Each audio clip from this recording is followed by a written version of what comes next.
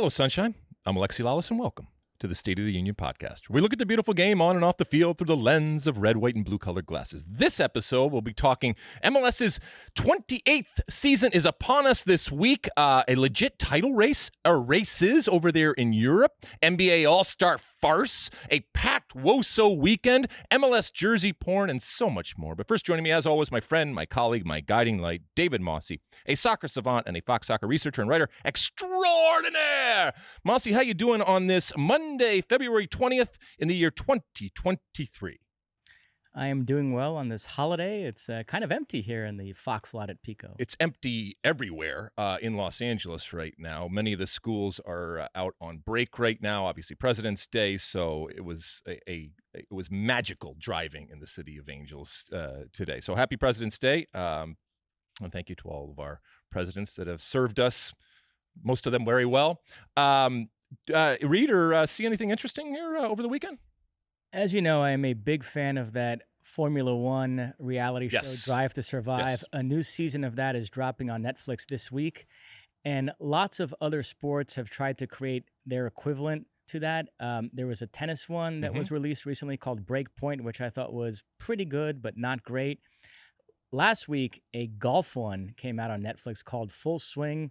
I've already ripped through all 8 episodes. Ooh, I loved it. really? Thought it was excellent. Very well done. 2 thumbs up for you. Had the similar effect that Drive to Survive has had on me as far as Formula One. I think this show might have as far as golf. I'm not the biggest golf fan, but I'm now very interested in a lot of these guys, and I'm going to be checking for them. So what, now that you've seen some that have worked and some that haven't, what is the key ingredient that's either there or in some cases missing? Well, you have to get the top players to buy in, which wasn't the case with the tennis one. Okay. And, you know, they just have to be compelling personalities. And with the golf one, a lot of them were younger and just seemed more relatable to me. You know, golf, you sort of think of as this elitist sport, rich old white guys. And this show paints a totally different picture of this sport and made it a lot more interesting to me. So I'm looking forward to checking all these. Isn't that what it's designed to do? And this show chronicles the whole live dispute, which was a running theme throughout the 2022 year in golf. And so that was fascinating to get behind the scenes insight into all of that. You're hooked. You are hooked. You're not sliced. You're hooked, baby. That's awesome. Okay, well, I might check that. I might check that out. And you know, to your point, as these other sports and many other leagues are looking at the success of that as a vehicle and content that brings attention and people into the tent. Who knows? As we go on, MLS has tried some stuff in the past, and now with their importance of cranking out content, they're going to need as much of that as possible. I did not watch anything in particular, other than I went back and watched some old movies that to see if they held up, like. Let's see, Breakfast Club and those types of things. So it does. It's pretty good. They wouldn't be made today, a lot of these movies now that are classics, especially from around the 80s, but they still hold up. What I did watch, Mosse, though, and not because I wanted to, but we had some friends over to the house last night, and you know, as we're sitting around having some drinks and in the background, we had the NBA All-Star game. Yeah, you ever heard of this? The All-Star situation? Yes, I am familiar. Okay, with the good. NBA All-Star. They have leagues always have these All-Star games, right?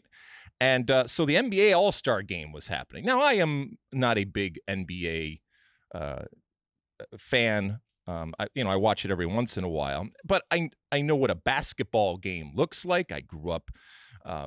With my Detroit Pistons and Bad Boys and all that kind of stuff. So I watched plenty of basketball, and I can still recognize quality when I see it either individual or collective out there. This was anything but, Mosse. This was a complete farce of a sporting event. And I know All-Star games, nobody wants to get hurt. They are for celebration, and they have, more important things. There was more sweating and more effort being put into the performances by the artists there that were giving performances throughout the night than anybody on the field. I thought it was boring. I thought it was disgraceful, and I thought it lived up to all of those negative stereotypes that we give to All-Star games. And so from an NBA perspective, Not that they care what I say, because I'm not their target audience, and I'm certainly not a fan. But at one point, everybody that was hanging out, like I said, it was on in the background. Everybody just turned all of their attention to look at just the lack of any semblance of team or pride relative to defending, and maybe nobody wants to do that. Maybe people just want to see what amounted to a glorified 3-point and dunking contest, which they already have anyway. So why even play that actual game? So anyway, that's what I watched, and I will not be watching it again. And again, I didn't watch it intentionally. So, but you don't watch All-Star games in general. Yeah, I'm with you. I'm not a fan for the reasons that you outlined. So I gave up on this a long time ago. All right, should we light this candle, my friend? Let's do it. Where should we start off? Because we come in this week. This is the first of our 2 shows this week, but we come in the week, and this is the week of the return of MLS. The 28th season, Mosse, if you can believe it, is upon us. Games start this weekend. Everybody's very, very excited for what is going on and off the field. We will be talking in both of our shows this week about Major League Soccer and the return of this league that, I know and love. Many of you out there know and love. As I said this morning, there are people that love Major League Soccer. There are people that hate Major League Soccer. There are people that love just to hate Major League Soccer. But regardless of where you are in that spectrum, I think even the staunchest critic of Major League Soccer can at least recognize that this is the most successful league in American sports history when it comes to a professional soccer league, and Canadian history for that matter. And it has done an incredible amount of good both on and off the field relative to progressing soccer. Has flaws. Absolutely has problems. It is not perfect. It is La Cosa Nostra, warts and all, but it is our thing. And I certainly love it. It is upon us. It starts this weekend. So where do you want to start as we go through this? And this is going to be a top-line type of look at what the 28th season looks like. Well, just to remind everybody where we left off, last year LAFC won the Supporters Shield and MLS Cup. They defeated the Philadelphia Union in an epic MLS Cup. Nashville's Hani Mukhtar won the MVP and the Golden Boot. We add a team this year, St. Louis City FC. They are the 29th team. They enter in the Western Conference. Nashville, who have had quite the nomadic existence in MLS, they switch back to the East. So now we have 15 teams in the East, 14 in the West. And until I hear otherwise, the top 7 in each conference make the playoffs. They've spent all offseason talking about tweaking the playoff format, but nothing definitive has happened yet. So you went through each conference and divided the teams up into 3 different tiers. The way I interpreted this was the first group of teams that you feel pretty good about making the playoffs, the bottom tier, teams that you feel pretty good about not making the playoffs, and then there's a middle group that could go either way. Yeah, I mean, we could throw names out, in the hunt, contenders, pretenders, all that kind of stuff, better luck next year, all that kind of stuff. So yeah, I basically put it into 3 different categories. With this in mind, I think Major League Soccer is the most difficult league in the world to predict. And it's by design. We talk about the manufactured parity and the way that it is structured to increase that competition and increase that parity, which means that you can go from worst to first. Now, there has been some separation, and I think there are some safe and safer bets out there in terms of hedging. But this is what, on the surface right now, this is where I come down. So let's start with the usual suspects to a certain extent when it comes to in the hunt, absolute contenders when it comes to MLS Cup. So you mentioned LAFC. Starting right off the bat, this is a team under Steve Cherundolo in his first year that did an incredible job. We're starting in the Western Conference, obviously. LAFC, I think they're going to be right back up there. Now, they have lost Chicha Arango, the Rodney Dangerfield of Major League Soccer and of the LAFC. He has moved on. That is, regardless of the way that the LAFC brass feel, that is a big loss because it's not just about scoring goals. MLS goals, those are hard to come by. And when you have somebody that does it consistently in the way that Chicha Arango did, you damn well better be sure that you are going to fill that spot, because if you don't, it's going to be a long season. They bring in Aaron Long. That shores up the defense. Lots of experience. Bring him in on free agency. And I think that is a good addition. And then you can pronounce it, because I know you are really excited about the fact that you looked up exactly how to pronounce it, but they have some young talent coming in too. John Thornton in the press conference, which I listened to on YouTube, referred to the young Croatian they signed as Stipe Biuk. Oof. All right. It's spelled Stipe and then last name Biuk. Doesn't matter how it's spelled or how you pronounce it. Dude is coming in, young 20-year-old, like you said, fast, and hopefully makes his mark in terms of it. And it's going to be hard for LAFC to live up to the past, but they are certainly a good bet. Last team to repeat, MLS Cup champions, the Galaxy, 2011-2012. You mentioned losing Arango. Feels like there's another move to be made there. They were linked to Aubameyang. It might not be him, but somebody of that ilk will arrive. Well, they know they have to replace it, yeah. Right?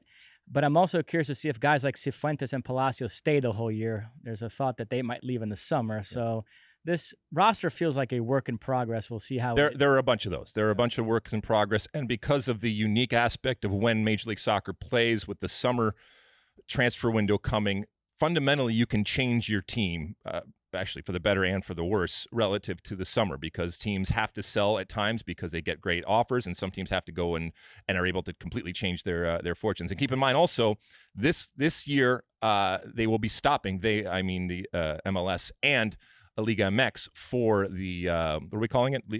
Leagues Cup. Leagues Cup, excuse me. So a full month of that tournament with every single team from MLS and every single team from Liga MX. Austin, I got up there. Josh Wolf really kicked on, and that entire organization really did a great job last year. Drusy, they've locked him up long-term, and absolutely an MVP candidate. They rely a tremendous amount on him, which is okay. But they've added the great José Zardes in. So now for his, I think we tallied it up, his fourth team. So maybe he can provide a little bit of magic, and he's still got something left in the tank. I think much will depend on Rigoni, who used to be good, folks. I watched him very closely when he was at São Paulo, and he used to be a very good player. We'll see if he can recapture that same form. A lot of people predicting a drop-off for Austin. They feel like they overperformed last season, but no, you still think they kick on and are one of the elite teams in the West. I still think, although, and this, this is not an on-the-field thing, but keep in mind that Claudio Reyna, that whole situation now, and he was, as part of a team over there, the architect of this team, is now, for lack of a better word, a consultant, and we don't know how much influence and how much he is going to be involved, or even if that has an impact going forward. All right. I got FC Dallas up there in my top tier. Goodbye, Matt Hedges. Let's see, who else is coming in there for FC Dallas? They have a solid defense. They had a solid defense last year, but as we mentioned, they are losing Hedges, longtime Dallas player. And again, this free agency, it causes some of these players that have been around for a long time in places to look elsewhere. Can they score more? They had 48 goals for, and as I said, 37 goals against. So they got to find a way to put the ball in the back of the net more. Jesus Ferreira, the MLS Young Player of the Year last year. We'll see if he can produce another big campaign alongside Areola and Velasco and guys like that. Keep an eye on Giovanni Jesus, young Brazilian right back who they signed, who I think is pretty good. So yeah, very good team. All right, the Loons. I struggled putting them up here because, as go the Loon, Reynoso, who is now AWOL, and I probably have to change this ultimately, but this is where they are right now, and I'm giving them the benefit of the doubt because sometimes people are, and maybe I'm projecting, but they are so dependent on Reynoso. And for those that don't know, he has not showed up in preseason camp. He is not there right now. They're not saying anything other than he is not being paid right now and he's dealing with off-field issues. We don't know what's going on. In any other league, this would be much, much bigger news. But evidently, this is just par for the course going forward. So I probably have them much higher up than a lot of people out there, including the guy across from me. Yeah, like you said, it all depends on the Reynoso situation. If he shows up and is happy and playing well, then I could absolutely see them being one of the better teams in the West. But until we know what happens with him, yeah, there are other good players, Fragapan, Lod, and Amaria. But as you mentioned, it all revolves around I think they pick up the slack in a way that people are surprised. Okay. Then I got the LA Galaxy also up there. They finished fourth in the West last year. We know that they are in the midst, not just in the moment, but now over in multiple years here of not being great relative to their great past, not being horrible, but not being great. And now Chris Klein and being punished for cheating and that kind of stuff that's going on, the Klein out situation that's going on, the supporters are angry, everybody's screaming and yelling, but I still got them still finding a way to do much better this year. To add to all that, Ricky Puig being bored. Right, he's bored with Los Angeles, so who knows what's going on. But they do get a full season of that pretty good midfield they had by the end of last year with Delgado, Brugman, and Puig. Mm-hmm. You have Chicharito up there, the emerging Joveljic. So there are some things to like about this team. I understand the fans' frustration has been bubbling up over several years, but it is coming now to a head at a time where I actually think they're coming off a pretty good season, and the outlook is not bad for this campaign. So they've been in worse shape at different points in the last few years than they are right now. Never, ever expect outrage, to jibe always with the reality of the situation that's going on. All right? You need to get out of outrage's way and just let it outrage, okay? Just so that's what's happening. Mavinga comes in. They do have to shore up the defense. They let in 51 goals last year, and that's important. All right, so now a mid-tier, tier 2, if you will. Certainly contenders when it comes to what's going on. I got RSL, Portland, Seattle, and Sporting KC. RSL, they finished seventh in the West. Krylak was not available. He was injured most of the year. I think he is key going forward. They signed Andres Gomez, Millonarios winger, and some others there. So I got them just kind of hanging around. They always kind of do it. They're a kind of out of sight, out of mind team that just kind of go about doing their business under Pablo Mastroianni. I'm with you. This sounds about right for them. Okay. Portland, 8th in the West. I got them doing better. Your compatriot there, Evander, am I pronouncing that right? I know how you Brazilians love to pronounce things differently. So the overarching question in MLS this year is who will finish second to Evander for MVP? Okay, and it is Evander, just the way it is, right? Yeah. Okay, we're gonna. So the Brazilian comes over from Michelin. Is that where he was playing? So he Denmark, in Denmark. So that will be interesting. Eric Williamson, who I love, he is my favorite midfielder since Darlington Nagbe, American midfielder since Darlington Nagbe. They don't have a ruthless striker, which is why they're going to need Evander to kind of be that Valeri type of situation. Who knows? Giovanni Severesi in his 6th season, I think, at this point. At some point, he's going to be under pressure, but I think that they're happy with the way that things are going.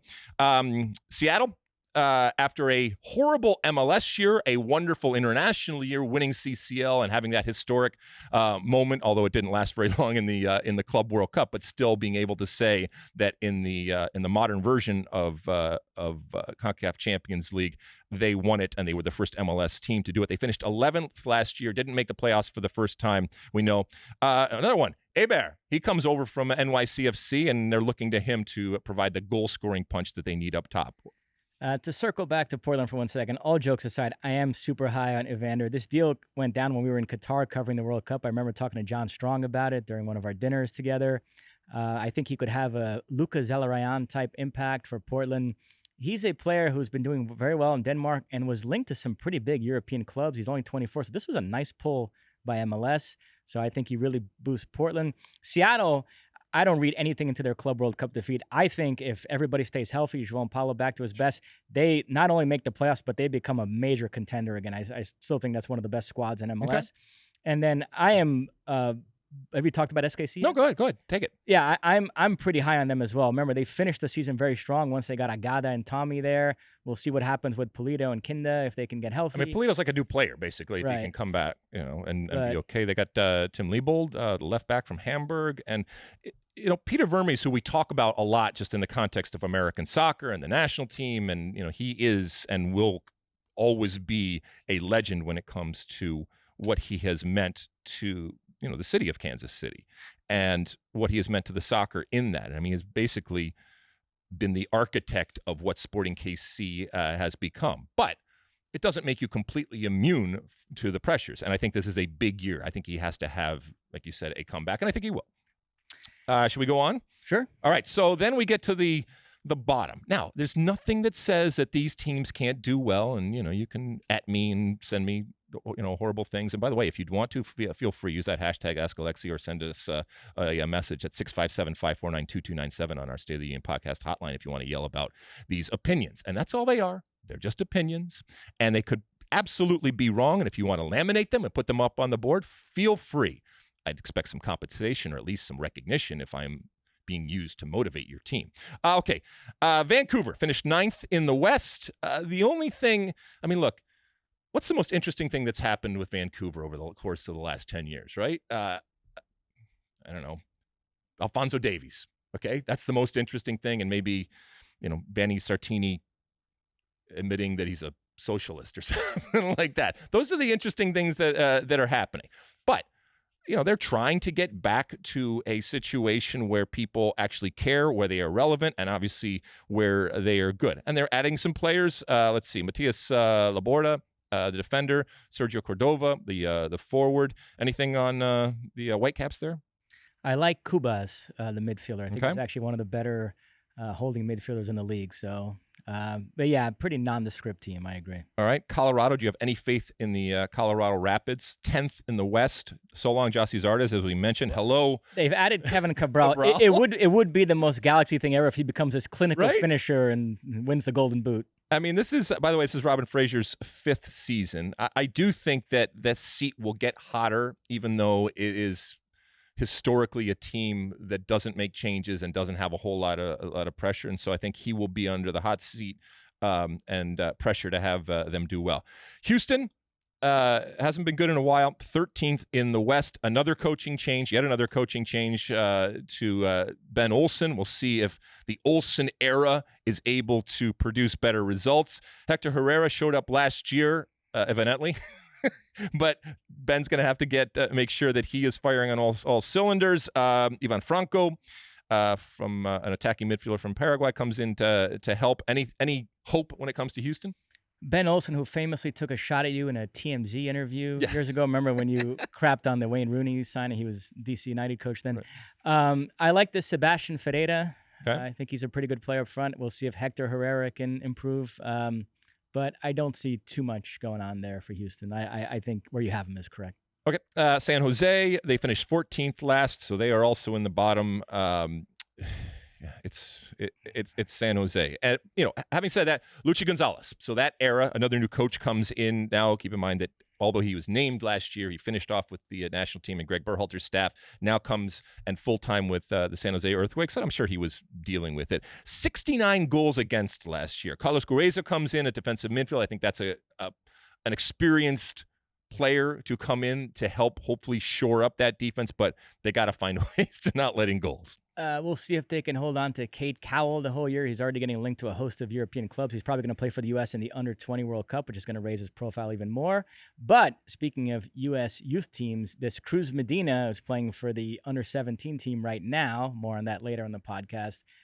He looks to be a special talent, so maybe he'll break through this season. All right, and we finish off with St. Louis, debutants, first year in the league. If they even smell the playoffs, I think it will be considered a success. Roman Berkey, the goalkeeper, after a long career over in Germany and in Europe, comes over. He has just been named captain. I think I saw that on the way into work today. He is going to need to play very well because I think he is going to be under immense pressure from the rest of the teams. The first ever designated player in club history is Brazilian striker João Klaus, so I'll be rooting for him to do well. Do you know anything about him? No. Okay, but he's Brazilian, so he must have some sort of ability when it comes to the game. Allegedly. There are players like Fred that dispel that. All right. Moving on to the Eastern Conference. And as we mentioned with LAFC, and while going about it very differently, and the profiles are very different, there's still undeniable success when it comes to LAFC and the Philadelphia Union. And I don't think that changes. Obviously, this is a team that is just doing some small tweaks here, but this is also a team that is built on youth. And so the good thing is that you can create assets and players that help you on the field, but it also means that people are going to come calling. The loss of Paxton Aronson, these types of things happen. I don't think that's going to change a tremendous amount of what Jim Curtin and company are doing over there. So I still have them firmly at the top of my top tier. I think they entered the season as the best team in MLS. It was pretty much a jump ball between them and LAFC. By the end of last season, they finished level on points and tied in the MLS Cup. It was decided on penalties.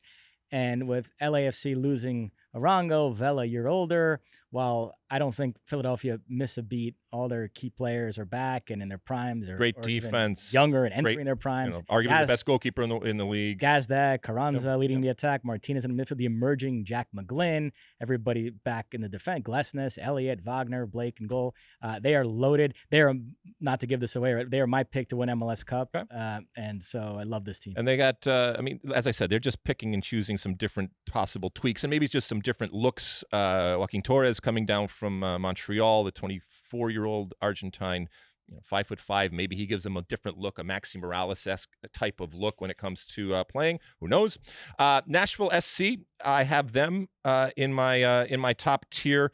They finished 5th in the West. They had Fafa Picault and Mukhtar, who we mentioned. Talk about being reliant on a player. They are, some would argue, overly reliant on him, but if you're going to be reliant on a player, this is the guy, because he continues to bring it. Absolute candidate for MVP going forward again. Nick DePuy comes in from Los Angeles. Last year they did let up 41 goals. They'll probably have to work on that, and they got to hope that Mukhtar stays healthy.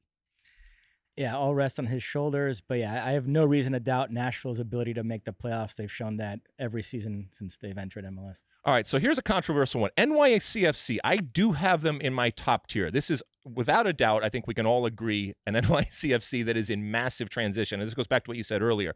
I think that these are works in progress. And I think that this NYCFC team is going to look very different at the end of this year as opposed to this weekend when they kick off. They bring in Matt Freese because they obviously lost Sean Johnson in goal. We don't know if Matt Freese can be a starting goalkeeper, but that's obviously what's happening. They have lost the spine and great players down the middle of the field. This is a team, as I said, in complete transition. Your friend Thales Magno, speaking of Brazilians, who is just better on the wing, might ultimately have to be the number 9 going forward. So there are massive questions, but I feel that they are going to overcome these questions and, like I said, improve as the year goes on. I think there's some regression there relative to the last 2 seasons. Remember, they won MLS Cup 2 years ago, and last year we're an Andre Blake save away from going to MLS Cup again. If they had gone up 2-0 in the second half of that Eastern Conference final, that game probably would have been over. I don't think they're going to be at that level again, but I don't think they regress all the way out of the playoffs like some people are predicting. I still think there's enough talent there, Santi Rodriguez, Thales Magno, Gabi Pereira, Keaton Parks, etc., for them to make the playoffs. But you hit on the key point. I would like this team so much better if they had a quality center forward and Thales could move back to the wing. And that's where, we've talked about this. There was an early iteration of NYCFC that behaved like a stereotypical big market MLS club, signing guys like David Villa, Andrea Pirlo, Frank Lampard. Somewhere along the line, they pivoted to being more about developing young players and feeling like an arm of the City Football Group network. And it's worked for them. They've had success the last couple of years, as I mentioned. But I just feel like they've gotten caught up in this idea that Thales Magno's value will go up a few million if he demonstrates an ability to play at center forward as well. So they're being a bit stubborn about it, where if they were driven more by... even at the expense of the success of NYCFC? Yes. See, that is... All right?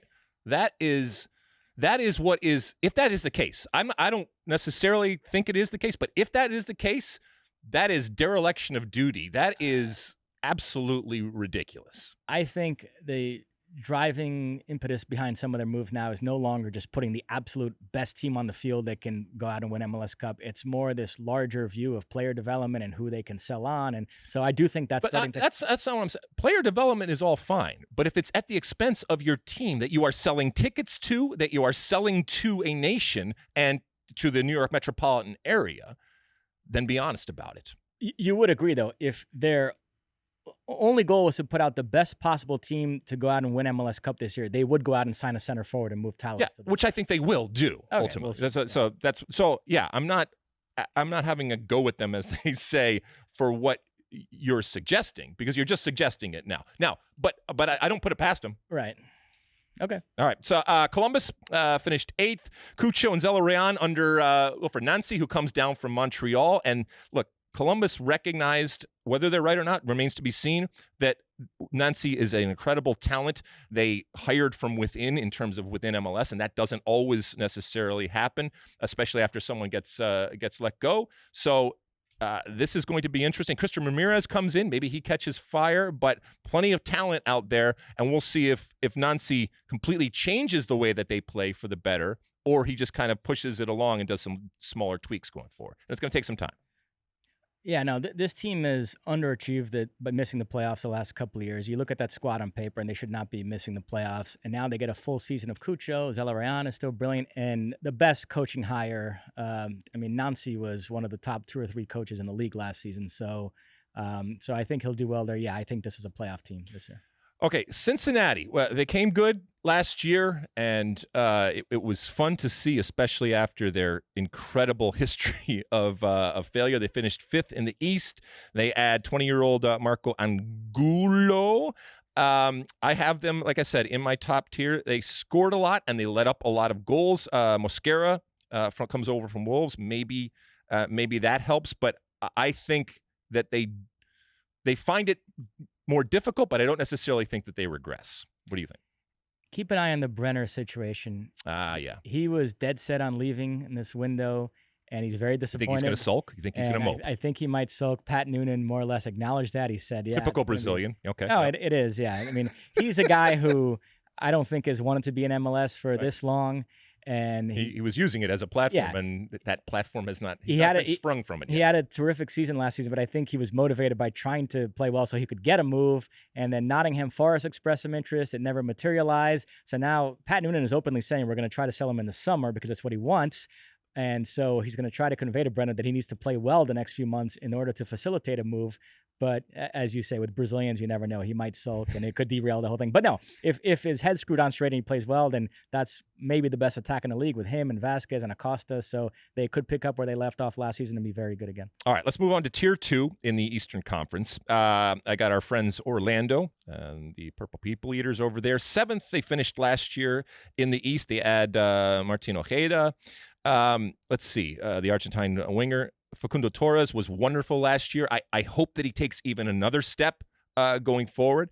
Erkan Kara was surprisingly good, and now with that year under his belt, there's a lot of talent down there for Oscar to tap into.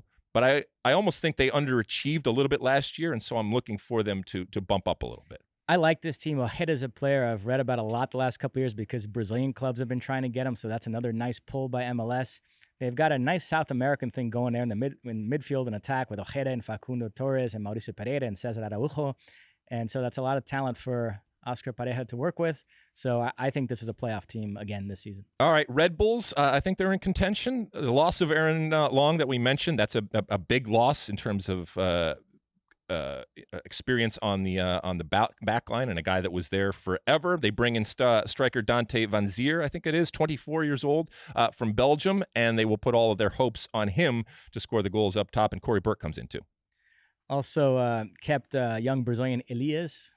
So between him and Dante Van Zier, they're hoping that they have enough firepower up top, and if so, then yeah, they'll be a solid playoff team. All right, the pink guys down in Miami, Inter Miami, they finished 6th in the East after just an up and down type of year and lots of pressure. And we know they are still dealing with the aftermath of the cheating that they got caught for, and the restrictions and the punishment that they are under. Chris Henderson and Phil Neville down there leading the charge. Now, this is a year where they don't have to deal with Higuaín. Now, they don't have to deal with him in terms of his interesting personality and the problem that he can be, but they also, unfortunately, don't get to deal with the fact that he scored goals. And so they're going to have to find a way.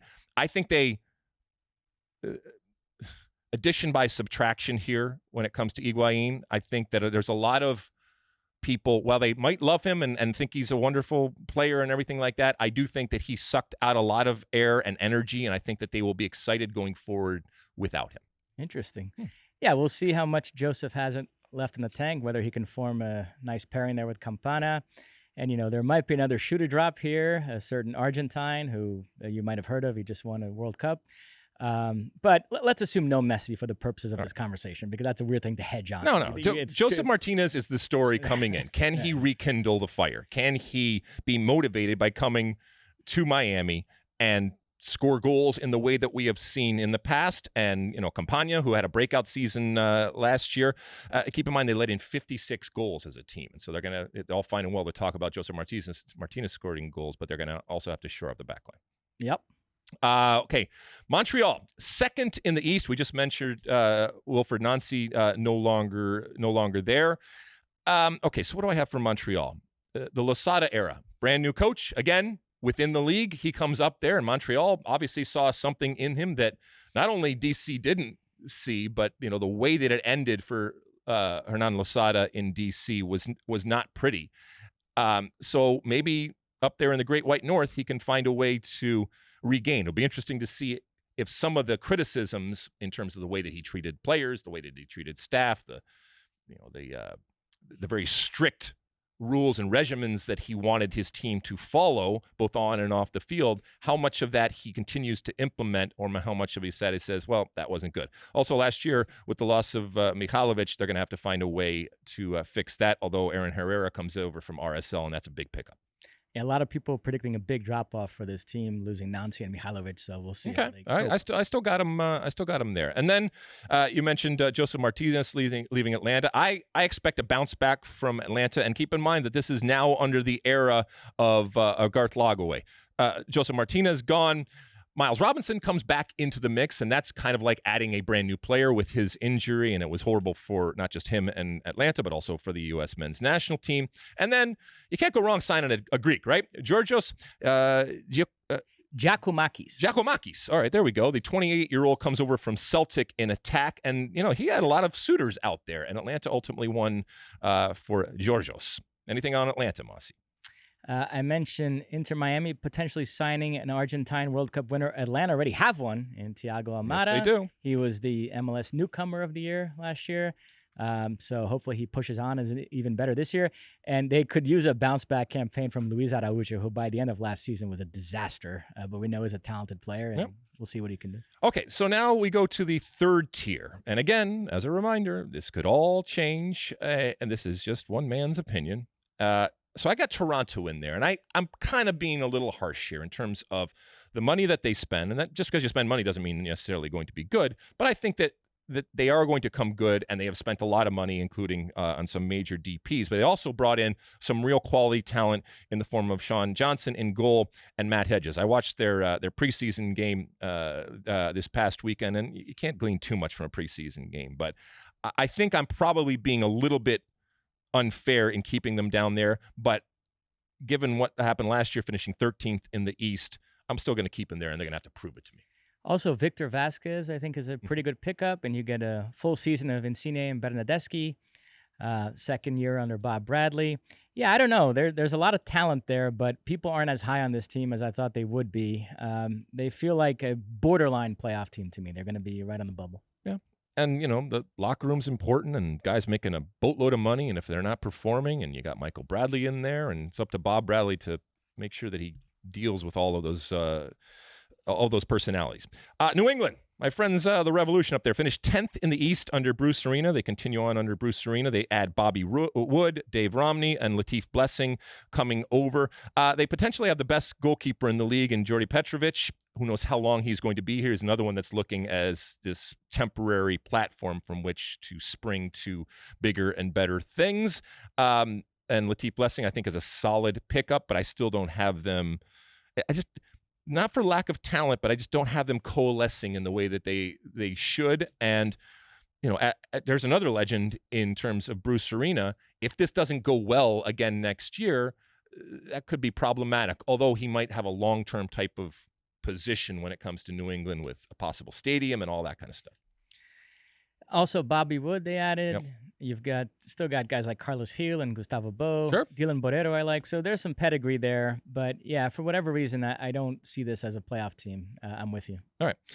Let's see. Charlotte, our friends from Charlotte. I mean, they came in last year and, really all guns blazing in terms of the excitement and massive crowds. They went through coaches, and hopefully they are coming out the other side. Their record signing, Enzo Copetti, the Argentine coming over from Racing, and we'll see if that partnership with Swiderski, who actually was pretty good last year, and now with a better understanding of what the league is on and off the field, while I think that they'll improve and still have huge crowds, that doesn't necessarily mean that they are going to ultimately be in the race.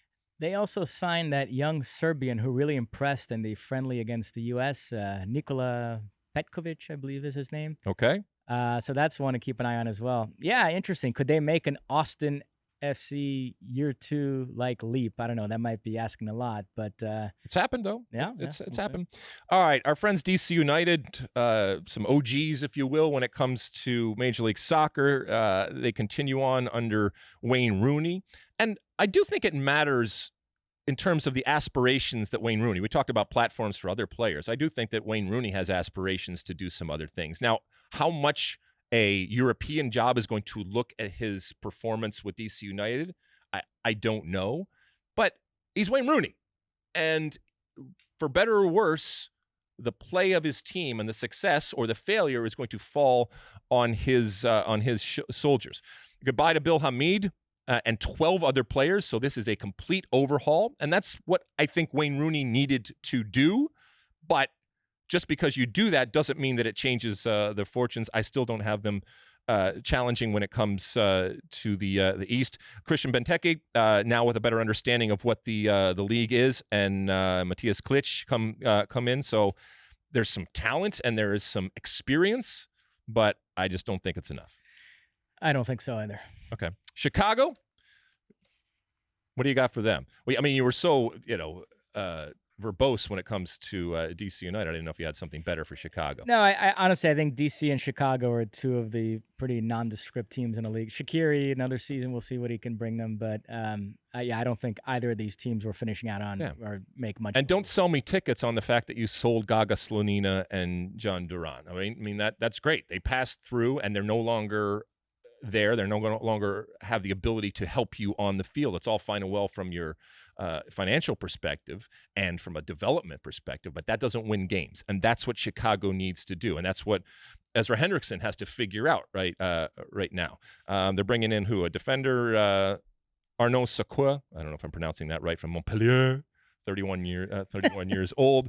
But yeah, I don't have Chicago doing anything. And that's a problem. That's a problem for Chicago. It's a problem for the league. And it's not for lack of ambition and spending. They spend money, but it's just not translating. And so Ezra Hendrickson, I think, is going to be under the microscope and under the hot seat from the very first whistle of this year.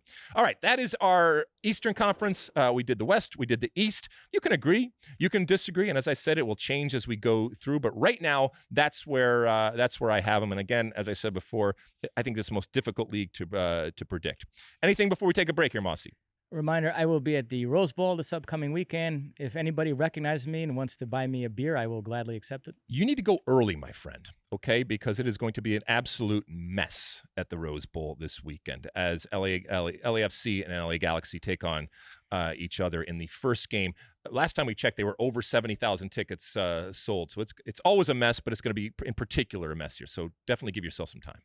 Sounds good. All right, we'll take a break. When we come back, we'll take a trip around Europe because there was all sorts of stuff that happened. Okay, welcome back. Let's do a little recap because there was all sorts of soccer that happened this weekend and all sorts of drama. And it has to be said, multiple leagues now that are giving us what we have ached for, what we have wanted for so long, and that is actual title races. So where do you want to start? Let's start in the EPL, right? Begin in England, where there was a twist in the title race this past weekend. Arsenal were trailing 2-1 in the second half at Villa Park. And you start to think, well, if they drop points here and City take care of business later on against Nottingham Forest, that could be bad news for the Gunners. Lo and behold, they had a stirring comeback. Zinchenko equalizes, and then 2 goals in stoppage time. Jorginho off the crossbar, off the back of Emi Martinez, and in for an own goal. And then Martinelli seals it with an open netter. 4-2 Arsenal win. And then later on in the day, Manchester City held to a 1-1 draw away to Nottingham Forest, and so Arsenal back in front by 2 points and a game in hand, making a mockery of suggestions by certain podcasters that City were going to blow right past. I'll be honest. I went back and listened to the pod again because I remember what you had said, and I just wanted to hear you say it about them kicking on and leaving Arsenal in the dust. You were talking about Man City, and just because it didn't happen this week doesn't mean that it won't happen. But this was a big let off the hook when it comes to what Man City did, or actually what they didn't do. The Arsenal game, there was a moment there where everyone was saying, "Uh-oh, here it comes," and it was going to be prophetic in terms of what you were saying, where Aston Villa was up, and then Arsenal said, "Absolutely no, not." Saka continues to just be incredible and get better and better with game after game, and then City. If you're Pep, you go back into the locker room and say, "How the hell is it that we did not get 3 points out of this game?" And if you're, Erling Haaland. I know he scores goals and has scored a lot of goals, but you got to score big goals. You got to score consistently when they need you the most to be one of the greats in the world. Now, I still think he's one of the greats in the world, but oh my goodness. Do you think that, or are you taking back what you said, or do you still think it comes good in terms of Man City finding a way past Arsenal? You didn't see this one coming. None of us did.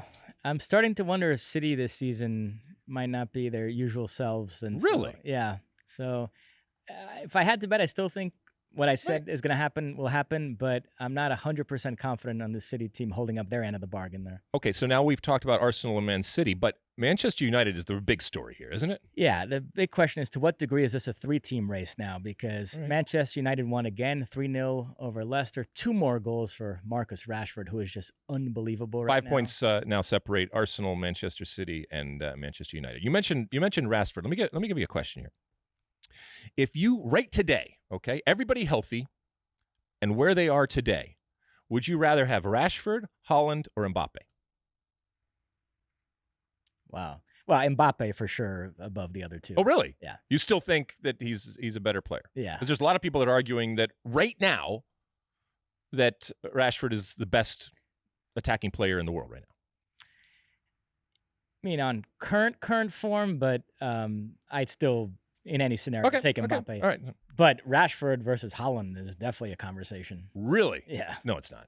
You still take Haaland for sure? I still take Haaland. Oh, interesting. Yeah, I still take Haaland. And with I'd agree with you that I would still take Mbappe over Rashford. I think I love what Rashford is doing, and it's wonderful to watch a player that in this moment that everything he touches turns to gold. And I don't think it's luck. I mean, we've talked now for years how good he is, and maybe he is turning a corner or taking a step that starts to put him into this upper echelon of players. But man, this is fun to see. So whatever he is doing, whatever he's eating, wherever he's reading, whatever he is walking, whatever ritual and routine he's doing, don't stop it, my friend. All right, but you do think that Manchester United is in this race? They are. Sancho, by the way, got the other, so it finished 3-0. As you mentioned, they're 5 points back of Arsenal, 3 points back of City. So yeah, I consider this a 3-team race now. Also developments in the relegation battle. Last place Southampton, 1-0 winners away to Chelsea. James Ward-Prowse with the free kick. The team that almost hired Jesse Marsch but didn't gets a big W here. Chelsea with just 2 wins in their last 14 Premier League matches. So that excitement from the new signings has worn off. The fans were booing. It's already a bad vibe. What is going on with Chelsea? All right. Are they putting all of their eggs into the Champions League basket? That because of this, they're going to win Champions League. I mean, they lost the first leg to Dortmund, so they have some work to do. They're going to be just fine. Don't you worry. Well. The team that sacked Jesse Marsch, Leeds United, they suffered a 1-0 defeat away to Everton. Seamus Coleman with the only goal. We talked recently on this podcast about the Tony Meola, Dan Petrescu play at the 94 World Cup. It was kind of similar here. Seamus Coleman from a tight angle, but Messley, I don't know what he was doing on that play, so he went in, and that was that. Let me ask you this. U.S. fans on Twitter getting a lot of enjoyment from these tough guy moments by Weston, McKennie, and Tyler Adams. Yeah. But there's starting to be a backlash to that. Like, how about winning some games? You know, what you're not seeing is highlights of them controlling the tempo, spraying passes, progressing the ball. It's a lot of just pushing and shoving and giving other players looks, and every U.S. fans thinking that's so cool. But, I mean, at some point, you need some results here. Yes, you're absolutely right. However, I will to defend not just them, but other players. Because if you are coming into the league and it's your first time playing in the EPL, I think that there is the tendency, given what the image is of the league, to come in with the notion, and I think fairly so, that it is a much more physical and fast-paced league, and that your physical output is going to dictate your success. And it's reinforced by the oohs and ahs and cheers if and when somebody goes in for a hard tackle. And that's kind of ingrained in the culture and has been for decades and decades and decades. And so I think that the EPL in general lends itself to a more physical type of game. It allows it more from a refereeing perspective. It encourages it, and it celebrates it more. And so I think someone like Weston McKennie or Tyler Adams coming in says, the quickest way to people's hearts is through this physical nature. That may be true, but it's fleeting and it's short term. Ultimately, while it might not be the quickest way, the best way is by winning, by hook or by crook, figuring out a way to do it. And so I absolutely agree with what you're saying, that is starting to be part of the conversation. Stop trying to be a hard ass and just pass the ball and just make the tackles that you can do. And you can still be physical and get those oohs and ahs without getting in the face of somebody every single time you feel you're been aggrieved, which is sometimes what we're seeing with Tyler Adams. I love that he stands up for himself. I love that he stands up for his teammates. But at times you look around and you're saying, well, what are you standing up for right now? It was just a hard tackle or something like that. And you're creating an incident and creating an altercation where there didn't need to be. So Everton out of the bottom three. Leeds dropped down to 19th. Southampton still 20th. Next weekend, Leeds host Southampton. No. Alexi, this is the magic of Pro Rel. This is it. In MLS, if you had a late season clash between the bottom two teams, it would be a snooze fest. Meanwhile, here you have all this drama surrounding this match. Leeds Southampton. It's wonderful. Great. I love it. I love it. As opposed to, when people in a league without Pro Rel where they could just do whatever they want and not be worried about losing their jobs, because that's what they ultimately would be playing for.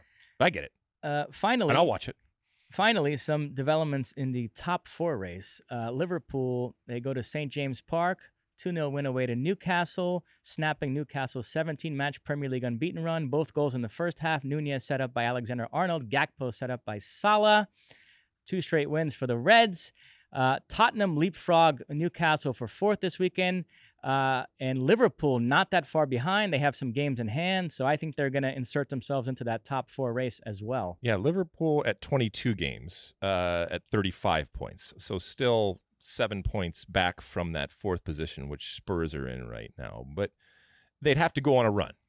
And they're feeling much better right now, and they're looking much better. And you wouldn't put it past them given their talent, but it's going to have to happen now.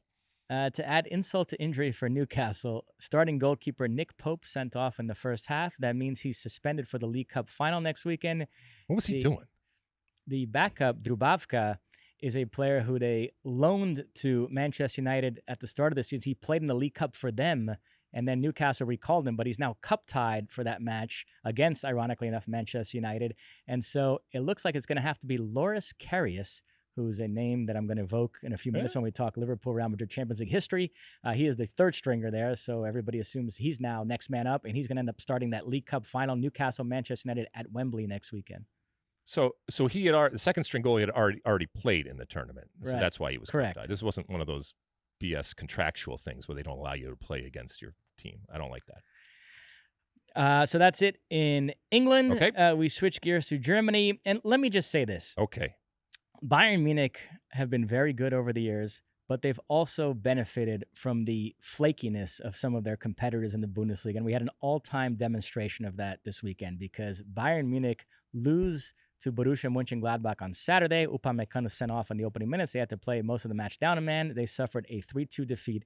And that opened the door for Union Berlin. All they had to do on Sunday was beat last place Schalke at home. They would have leapfrogged Bayern into first place. What happens? 0-0. So Union Berlin squandered that opportunity.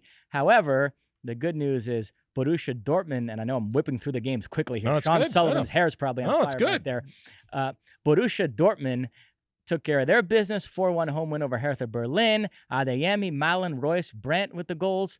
Gio Reyna, an unused sub, by the way. He's last couple of games, it's been a really limited role for him. So, they're saving him. Yes. So right now, the Bundesliga, Bayern 43, Union Berlin 43, Dortmund 43, a 3-way tie with 13 games left to play. Yep. The race is on, huh? Oh, my goodness. This is what we have talked about for many years. And to your point, just it's never come to fruition, especially at the end of or the second half of the season. But it's also you get offered this gift and you slap it away if you're Union Berlin against Schalke. And so are you real or not? Because if you're real, you take care of business, which is what Dortmund is doing right now. So yeah, I'm all for this. Bring it on. I mean, between these three, your safe money is still on Bayern Munich to figure it out, right? Correct. But so you don't think when all is said and done, while it might come down the stretch, you still think that Bayern Munich's going to win? Yes, we do have a great game coming up. Next round, Bayern host Union Berlin. So we'll see what happens with that. Auf Wiedersehen. That's it. That's done. All right, should we go to Ligue 1? Let's go to Ligue 1.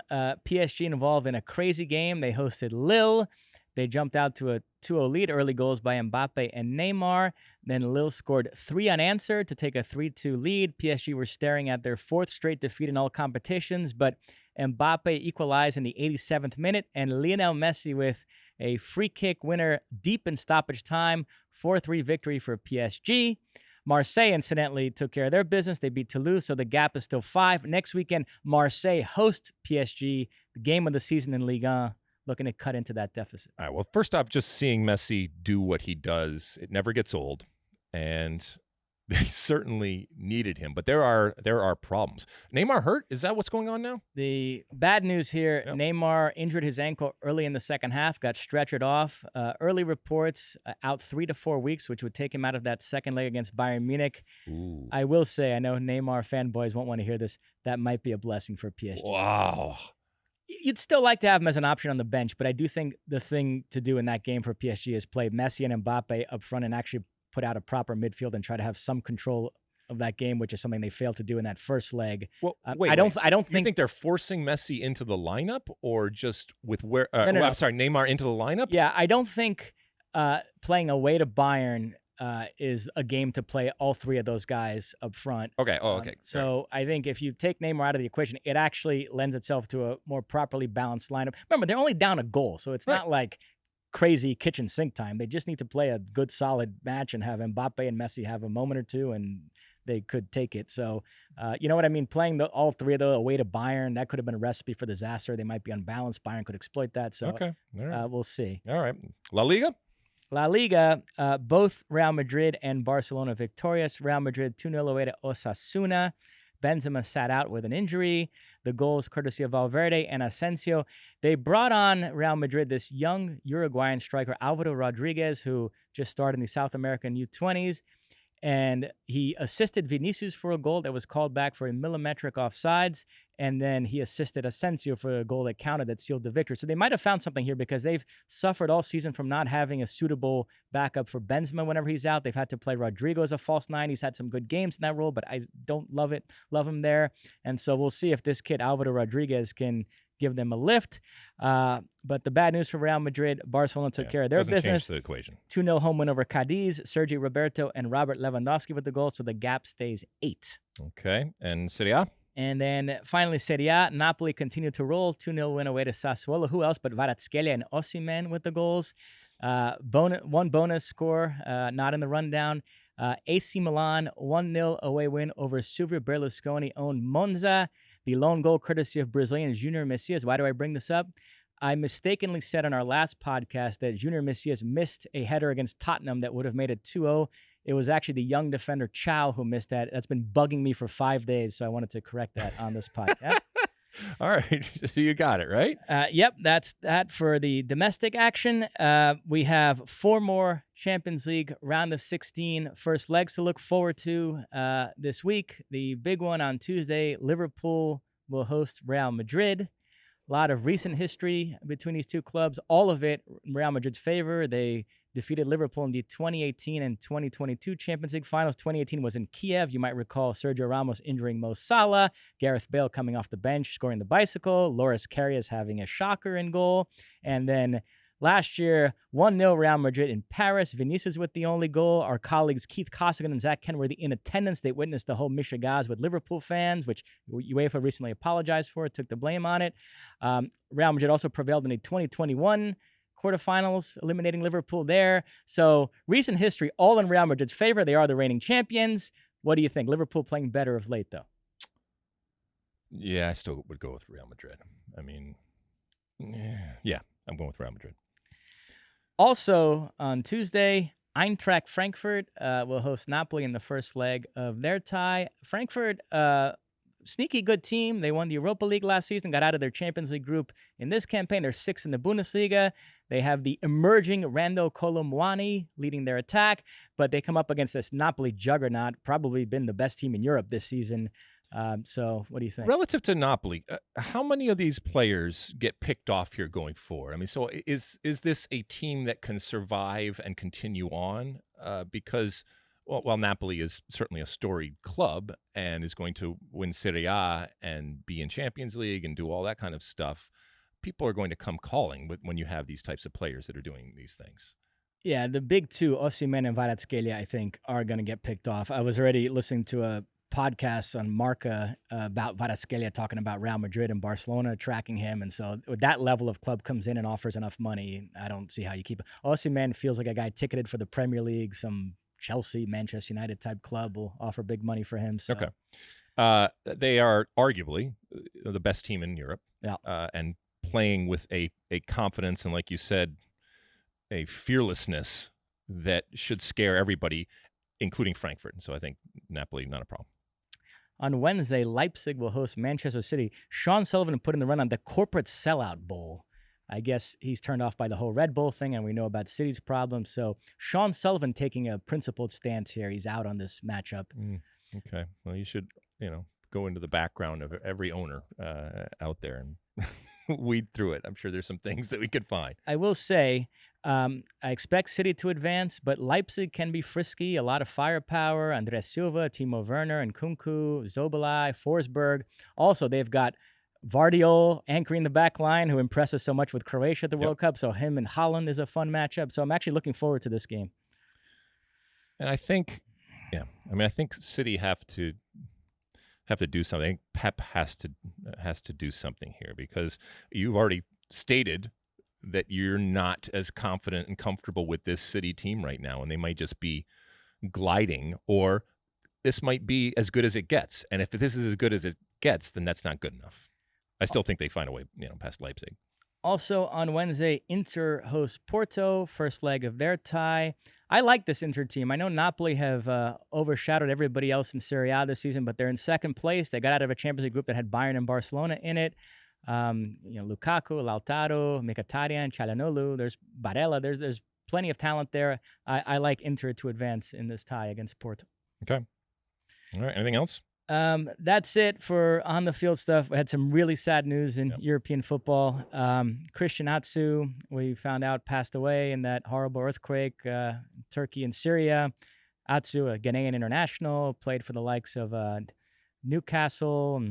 And so all sorts of tributes in the soccer world, including his Ghanaian compatriot, Mohamed Kudus, scored a free kick for Ajax this weekend and gave a tip of the cap to Atsu. So very sad story. Horrible story. Obviously, for him relative, to being a soccer player, but you're talking 50,000 people and just horrible devastation, horrible news and stories for the most part. Every once in a while a glimmer, and they've been pulling people, or they were pulling people for a couple weeks, which was absolutely amazing, but just is going to go down as just a horrible moment for these countries that are going to have to build back. And so, a thoughts and prayers type of thing to Christian Atsu and his family and his friends and everybody that loved him as the player and the wonderful player that he was on the field, but also, if you read about him, the incredible individual that he was off the field, and just one of thousands, unfortunately, that lost their lives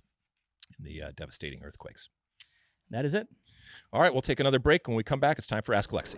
All right, welcome back. It's time for Ask Alexi, that part of the show where you ask us questions out there on the social media platforms. You use that hashtag Ask Alexi, or #Mosse for that matter, and you send it to us on the Twitters and the Instagrams and the Facebooks and that kind of stuff. Keep in mind that our Twitter and all of our social media handles are SOTU with Alexi, or you can call in and leave a message on our State of the Union podcast hotline at 657-549-2297. That's 657-549-2297. I think we got some Twitter and voicemail stuff this week, right, Mosse? Yeah, we'll start with tweets. John Wisniewski asks, thoughts on the women's Canadian soccer team going on strike?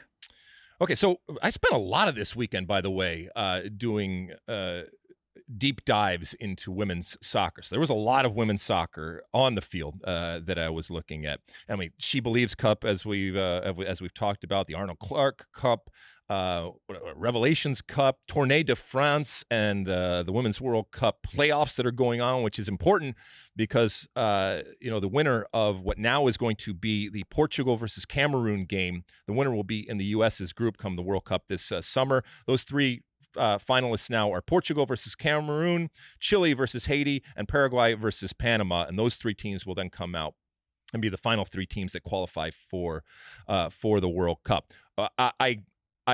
So I watched a lot of soccer, including the Canadian national team. And, we saw them over this past week play in She Believes. And they're playing, after going through a lot of off-field turmoil in that they threatened, as we mentioned before, to strike and not play the game. Ultimately, they looked at the situation and just were realistic about the problems that could come from them not playing and the violation of their contracts and Canadian law and all that kind of stuff, and they ended up ultimately playing. Thoughts on this Canadian soccer team going forward? One of the things that the U.S. women who have gone through this in the past in terms of standing up for what they believe is right and having a voice and using their platform to state their case. And it's absolutely their side of the case, and there are other sides. And by the way, fair and legitimate arguments and opposite sides when it comes to it. But when you do that, you recognize that platform comes from what you do on the field. And one of the things that has really been impressive, and I got a lot of respect for the women, whether I agree with anything that's gone on or things that they say, is that they constantly back it up on the field. And this is the number one team in the world. And they all recognize individually and collectively that voice that they have comes from their success on the field. And they are able, in an amazing way, to compartmentalize all the stuff that's going on off the field and concentrate on what's going on in the field. There was a lot of talk in the broadcasts of the Canadian team this week of all the stress that they're under and all the things that are happening off the field. And that's all fine and well, and that's all context and part of the story. But ultimately, that whistle blows, and people aren't going to care about that part of the story, and certainly your opponents aren't going to care about that part of the story. And you can be there in solidarity, and you can support and do all that, but then the whistle blows, and the game of soccer happens. And this is a Canadian team that hopes to compete, hopes to build off their Olympic success, hopes to go down to Australia and New Zealand and do well down there. But they have this hanging over them. And as I've said before, there are, I'm sure, legitimate and ultimate and alternative arguments that will be made, because they're not being made now publicly, by the Canadian Soccer Federation as to why decisions have been made. Ultimately, yeah, I want the Canadian national team to be treated well. I want them to make money. I want them to have the same opportunities and the same resources that their counterparts on the Canadian men's national team, which appeared in the World Cup just a few months ago, had going forward. And that they are willing to fight for that. That's great. That they have a voice and a platform. That's great too. And I hope that this gets sorted out, because when the U.S. kicks their ass, as they did this last week, but when they do it in the World Cup, possibly, I don't want there to be any excuses. I want them to have sorted it out, have come to an agreement that they feel is fair and equitable going forward, and then I want them to be the best candidate that they can be, so that when the U.S. beats them or anybody else beats them, there are no excuses. We mentioned watching the games.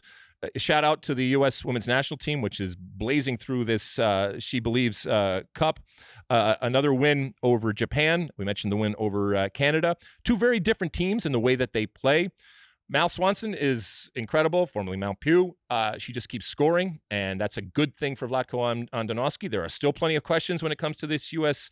Women's team as they try to defend and win their third World Cup in a row. Again, unprecedented, never been done, men's or women's. We will see them again on Wednesday when they take on Brazil. And these three teams were specific in the different ways that they play, obviously a long tradition and history between these teams, but the way that Canada plays is very different. The way that Japan plays is very different than the way that Brazil plays. But so far, so good for Mal Swanson and for this U.S. team in the She Believes Cup. Mallory Swanson feels more relaxed after getting married.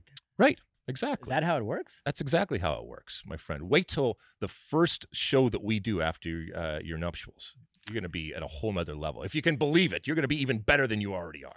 I just want to note, even this angry and unmotivated Canadian side still beat Brazil 2-0. I have not been impressed with Brazil in this tournament. I know Ali Wagner said in an appearance on this podcast that Brazil was one of her dark horses to win this next World Cup. She is out of her mind. They're getting darker by the game. This team is going nowhere.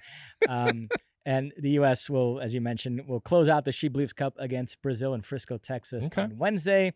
Very quickly, I do want to mention the men's U17 team. They squeaked by the Dominican Republic at 7-0 in the round of 16 of the CONCACAF Under-17 Championship. Tomorrow they face Guatemala. A win there, and the U.S. would qualify for the Under-17 World Cup in Peru later this year. So lots of stuff going on men's and women's side, national team-wise. We have another tweet, this one regarding the senior men's U.S. national team. Soccer Thoughts says, I've heard people talk about money as being an issue for the next manager.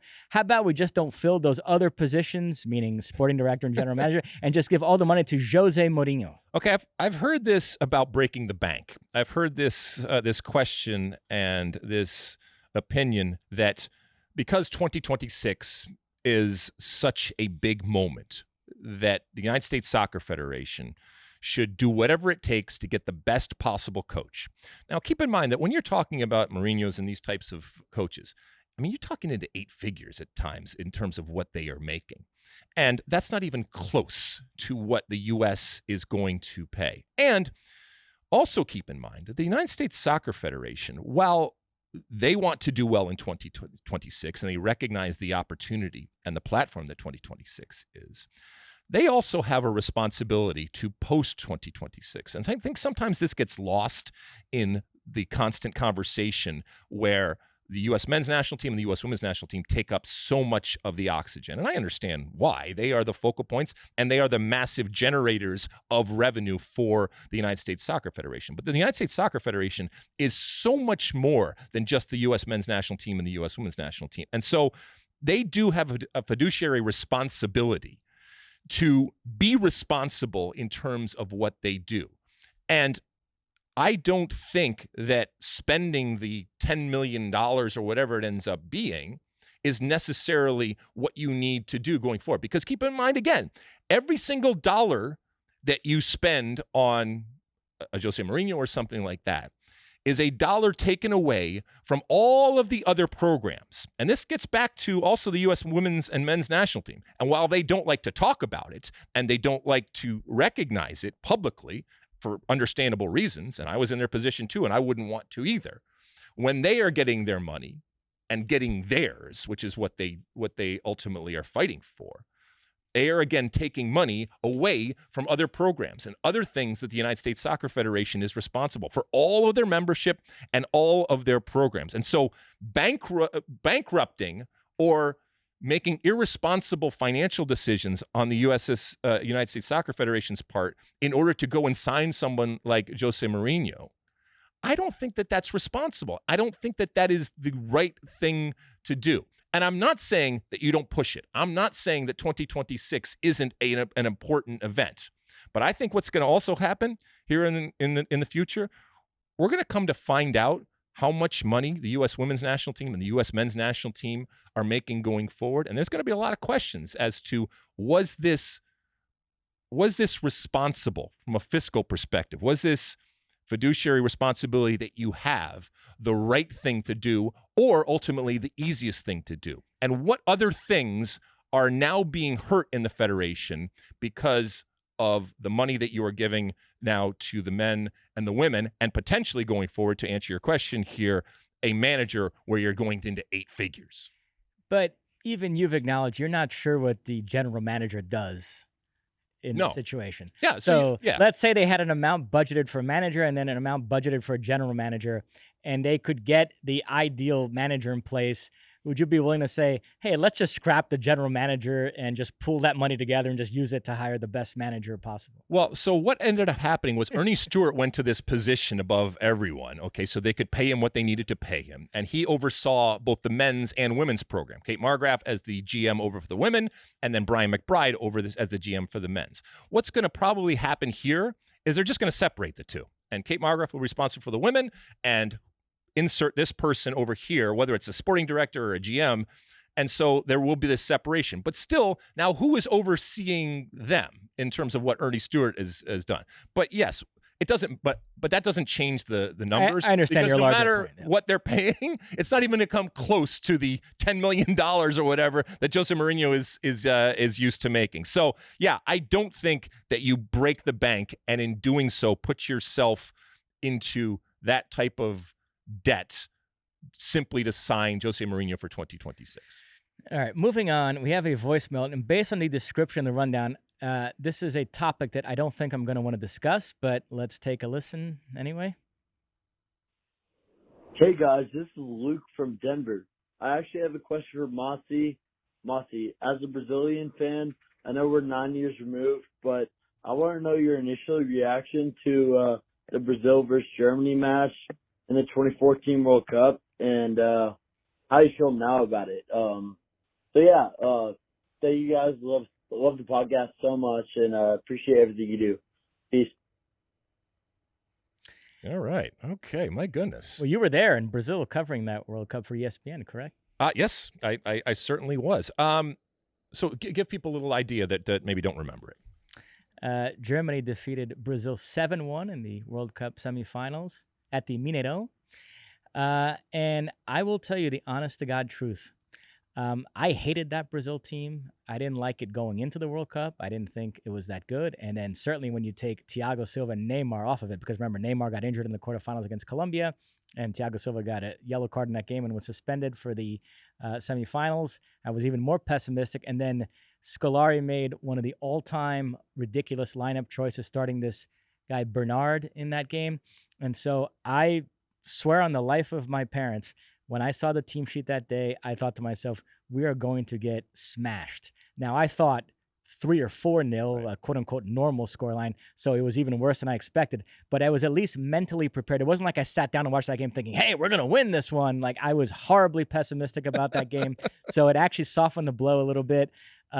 Honestly, the Croatia loss in this last World Cup bothers me 50 times more than this one. I still, like, multiple nights a week, wake up tossing and turning thinking about that Croatia game and the goal we allowed late in extra time, because Right. it hurts more when it's close and it's a team you like that you actually thought was capable of winning the World Cup versus this garbage with David Luiz anchoring the back line and Paulinho in midfield. But you recognize how iconic it was and how it is used as a representation of Brazilian failure. Sure, it's the most stunning scoreline in soccer history. So you mentioned that I was covering it. Yeah, so we were down. I was working for ESPN at the time, and we were down at the Copacabana on our studio. And you know that moment where it goes beyond anger and sadness. So they initially start scoring, and people are screaming and yelling. And we were working with wonderful Brazilian locals that were there in our studio, and they're invested in it. And so they're screaming and yelling, and then it starts getting really bad, and they start crying, and then it went completely silent. They had gotten past any type of outward emotion, and they had internalized it so much because, unlike you, who kind of saw this coming, maybe not to the extent, that was not the case from everybody there. And so the surprise and just the utter disbelief that something like this could possibly happen at this point to them, it was palpable. A few things. I was in Brazil for a good part of that World Cup, stayed with family, attended a bunch of games, including a Brazil group game against Cameroon, 4-1 in Brasilia. But I left 2 days before that semifinal. I had to be back here for something, And so thank God, because I did not want, I'm very glad I wasn't in Brazil for that. That would have been horrible. You might recall it was 7-0 Germany, and Oscar scored a late goal to make it 7-1. That goal has entered the lexicon in Brazilian football. When you score like a totally meaningless consolation goal, people say that's an Oscar goal now. Lastly, I always tell people this. Brazil and Germany have played 2 World Cup matches against each other. In one of them, Brazil's front 3 was Ronaldo, Rivaldo, and Ronaldinho. And the other one, it was Fred, Hulk, and Bernard. I'll let you guess which one Brazil won and which one Brazil lost. Oh, my goodness. All right. Well, it'll still live long in the memories. Okay. Anything else, Mosse? That is it. All right. Another quick break. When we come back, we will finish this a little bit longer today. Longer show with my one for the road. Don't go anywhere. Okay. Welcome back. It is the end of our show. And at the end of each and every show, I give you my one for the road. This week, we've had the drops of the new MLS 2023 jerseys. I call them jerseys. I know people call them kits and all that kind of stuff. But, you know, the jersey porn is in abundance and has been over the last couple of weeks. So I thought I'd just give you a real quick blaze through all of them. But let me say this about jerseys, Mosse. Okay. First off, detail is fine. Okay. But if your jersey design is it's only cool up close with a magnifying glass, then it's really not cool. I want it to pop on the screen when I'm watching. I want to know and be able to see who is playing and have no doubt. I want you to be able to describe it to me. Also, if you've been associated with a specific color and you've kind of been married to it, then that's your color. Lean into it and own it. Also, finally, I know all these jerseys come with these long explanations and stories. And I know a lot of people spend a lot of time. I was there. I've done rebrands and I've put out jerseys, so I get it. You want that story to be part of it. But if I have to read the story of a jersey to appreciate it, then I think you've already failed. And don't ask me or yell at me if I don't know the story behind a jersey. The jersey is the jersey. If there's an additional story that makes it that much better, fine. But people aren't necessarily going to go look for it, nor should they. Okay, so everybody came out with their jerseys except for Montreal. Keep in mind, Montreal has rebranded multiple times over the last couple of years, so they had a little bit of a problem when it came to their jersey. I'm just going to blaze through these really, really quickly. They all have been given names, all except a couple, all right? Vancouver, Bloodlines. Classic Vancouver, I got no problem with that. Toronto, they call it the club kit. That's all you could come up with. I don't think it's a very good name, but I actually enjoy the jersey. St. Louis, I think, is uninspired, even though it's called the Spirit. Sporting KC, Hoops, love Hoops. I called it Hoops 4.0. Got no problem with the Hoops. I think that's good. San Jose, the Active Fault, I think leaning into the whole earthquakes thing, which is interesting. Who knows how long that's going to last before they get canceled and have to change relative to a natural disaster that they are based around. The Bruce Lee is really interesting up there in Seattle. I like what they did. Love Bruce Lee, and I love that homage to Bruce Lee, but it's red. And as a lot of people pointed out, it reminds you of RSL, so I don't think it worked. The Beehive State from RSL, it looks dirty, and if you're going to go Beehive, then make it yellow and a real yellow with some black. Let's see, Red Bull. Oh my God, this Daniel Patrick thing I think is horrible. I think it looks like somebody dropped a pen in the washer and it just looks dirty on the front. And even the back, it's not even white. It's like a putrid urine type of white. Oh, it's horrible. Portland, love it. The plaid it reminds me of a pine forest and obviously green. That's good. Philadelphia, I love that it's Thomas's English Muffins now on the front of your jersey. And I love that you're really leaning into the snake. As part of your brand. Don't like the Simpsons cloudish type of thing behind it. NYCFC, the Interborough, no problem. I know exactly who is playing. Now, the Nashville Man in Black. This is an interesting run. Don't get me wrong. I love Johnny Cash. This is an homage to Johnny Cash. It's all black, which obviously Johnny Cash would approve. But I think you're just going to look like a nondescript team playing out there as if you're doing a preseason game ultimately. So I think it could have been more. New England, the Defiance, I'm not having it. Does nothing for me. Minnesota, the Northern Lights, I like it. The Aurora Borealis, whatever it is, I actually like what they've done there. Miami, La Noche, I love that pink, and I'm going to talk later about pink, but if it's going to be black, I love the accents of pink. I think they did a good job there. LA Galaxy kit, they just call it the kit. Why not call it something else? I actually like it. It's green. I think they should have done more with the collar and sleeve accents that they have. LAFC, the smoke screen, horrible. Just looks like dirty. Houston, it's orange, so I get it. No problem. I know who you are. The cherry blossom from DC. It looks like the cover of the Load album from Metallica, and then go look it up. You know what I'm talking about here, but I can't tell at all, and you're never going to be able to tell what that is, even though you're celebrating it. Burn Baby Burn from Dallas, nothing again. If it's burn, then show something burning. I know they have these little flames in there, but it does nothing for me. Colorado, New Day, and again, this goes back to what I said. I don't care about the story. It's not that I don't care about whatever cause or charity that you are benefiting out there, but this is okay. It's nothing. Crown Jewel from Charlotte. There's only one purple team, and that's Orlando. Velo City from Columbus, actually, not so bad. Okay. The River from Cincinnati. I like the concept of a river, but I think it should be more pronounced and more visible when it comes to the river. Chicago looks like a bunch of lawn darts or something like that, or confetti. I don't know what's going on there. It's Chicago. Austin, La Voces.